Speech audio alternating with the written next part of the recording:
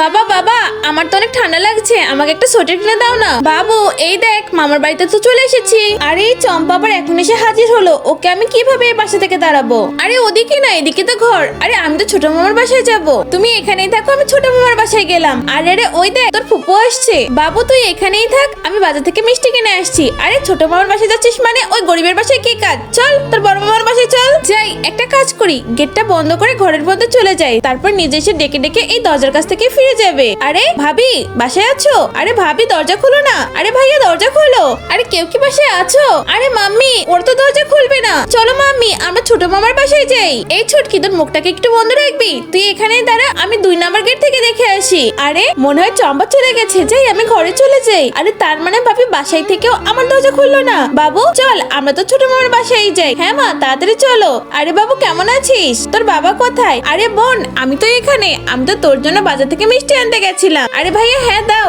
তোমার বাজারের মিষ্টি তো আমার খুব ভালো লাগে।